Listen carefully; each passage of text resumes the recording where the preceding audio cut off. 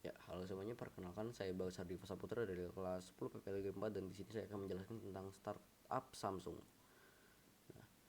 Sebelum kita masuk ke intinya, di sini saya akan membahas apa itu definisi startup. Kata startup adalah berasal dari serapan dari bahasa Inggris yang berarti bisnis yang baru saja dirintis atau bisnis rintisan. Startup adalah perusahaan rintisan yang belum lama beroperasi. Dengan kata lain, startup artinya perusahaan yang baru masuk atau masih berada pada fase pengembangan atau penelitian untuk terus menemukan pasar maupun mengembangkan produknya.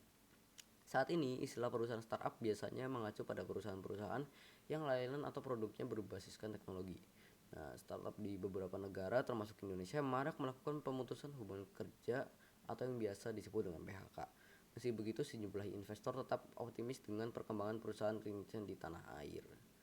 Nah, kita langsung saja masuk ke apa itu Samsung. Samsung Group adalah sebuah konglomerat multinasional yang berkantor di pusat Samsung Town, Seoul, Korea Selatan.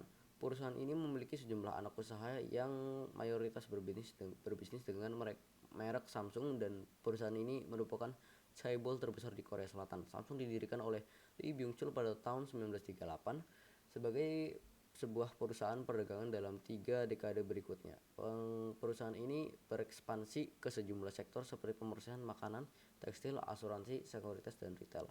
Samsung kemudian juga berekspansi ke industri elektronik pada akhir dekade 1960-an, serta ke industri konstruksi dengan membuat kapal pada pertengahan dekade 1970-an, yang mana ketiga sektor ini kemudian menjadi tumpuan pertumbuhan perusahaan ini. Pasca kematian Lee pada 1987, Samsung dipisah menjadi 4 grup bisnis, yakni Samsung Group, Shinsegae Group, CJ Group, dan Hansol Group.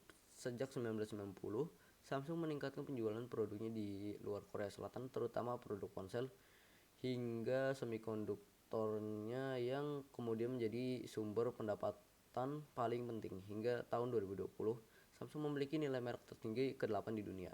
Anak usaha Samsung yang paling terkenal antara lain Samsung Electronics, perusahaan teknologi informasi, produsen elektronik konsumen, dan produsen chip dengan pendapatan terbesar di dunia pada tahun 2017.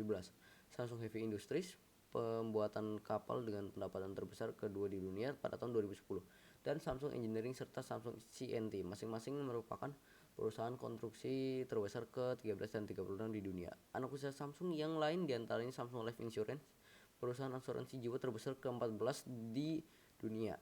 Samsung Everland, operator Everland Resort, taman hiburan tertua di Korea Selatan, dan Sail Worldwide, agen periklanan dengan pendapatan terbesar ke-15 di dunia pada tahun 2012. Samsung memiliki pengaruh kuat pada perkembangan ekonomi, politik, media, dan budaya di Korea Selatan, serta menjadi pendukung utama di balik keajaiban di Sungai Han. Anak usaha Samsung memproduksi sekitar seperlima dari total ekspor Korea Selatan. Nah, pendapatan Samsung pun setara dengan 17% PDB Korea Selatan, yakni sebesar 1082 miliar dolar.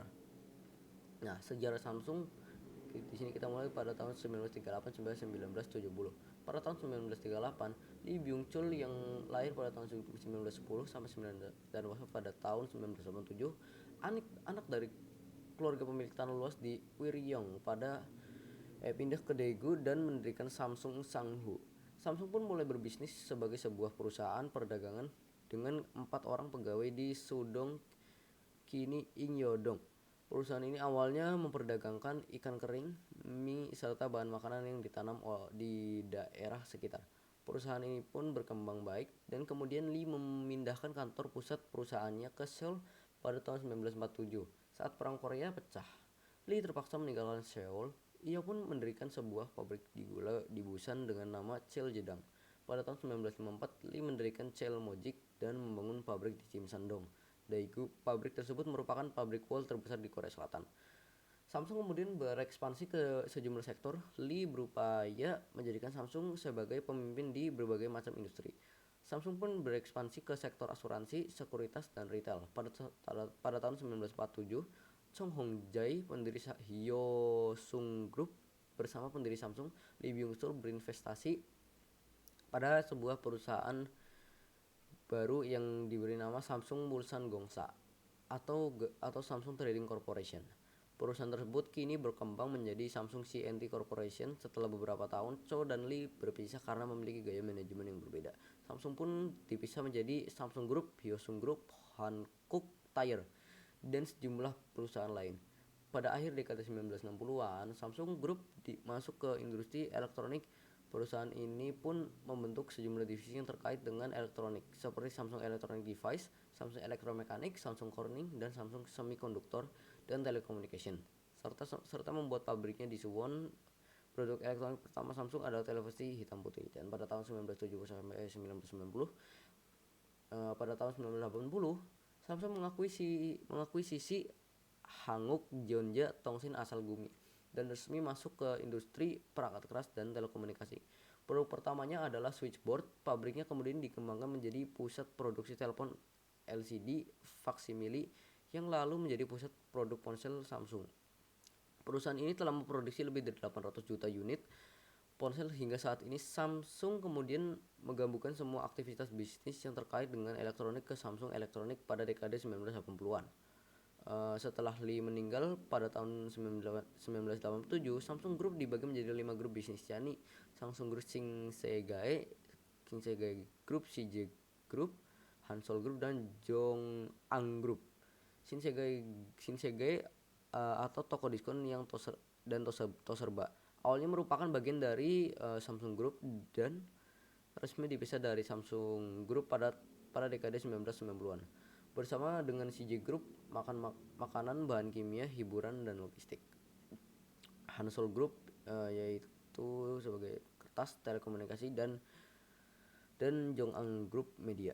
Saat ini semua grup tersebut bersifat independen dan bukan merupakan bagian ataupun terkait dengan Samsung Group. Salah satu perwakilan Hansol Group menyatakan bahwa hanya orang yang tidak mengerti hukum yang dapat mempercayai hal yang aneh, dan menambahkan saat Hansol dipisah dari Samsung Group pada tahun 1991, Hansol memutuskan semua jaminan pembayaran dan hubungan kepemilikan saham dengan Samsung. Salah satu sumber dari Hansol Group pun menegaskan bahwa Hansol, Shinsegae, dan CJ telah dikelola oleh manajemen tersendiri sejak resmi dipisah dari Samsung Group. Salah satu direktur eksekutif Shinsegae juga menyatakan bahwa Shinsegae tidak memiliki jaminan pembayaran yang terkait dengan Samsung Group. Nah, tujuan Samsung sendiri adalah Samsung memiliki filosofi perusahaan yang lugas, mendedikasikan talenta dan teknologinya untuk menciptakan produk dan layanan unggul bagi masyarakat global yang lebih baik. Samsung sangat menekankan pada sumber daya manusia dan teknologinya untuk mencapai hal ini. Nah, dan keuntungan dari brand Samsung sendiri adalah brand HP tertua 11 keunggulan Samsung dibandingkan lainnya. Satu, keawetan produk tak diragukan lagi. Samsung kini semakin mengembangkan ekosistem, bisa dipakai berbagai kalangan. Samsung konsisten dalam menjaga kualitas setiap level produknya. Dan kelima, Samsung sangatlah populer, itu sudah pasti.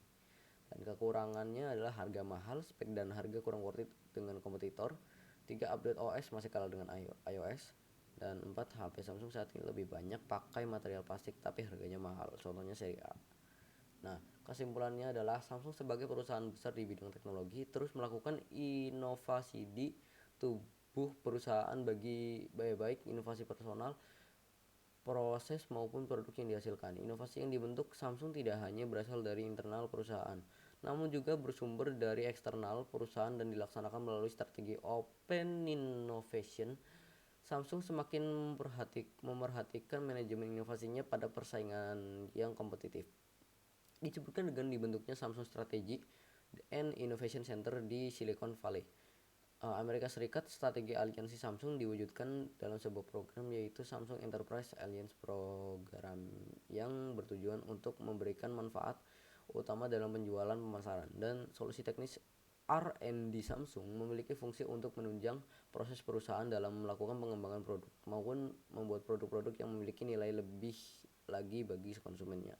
Dan sekian dari saya, Bagas Satriya Putra. Kurang lebihnya mohon maaf jika ada kata yang salah. Sekali saya mohon maaf. Sekian, terima kasih.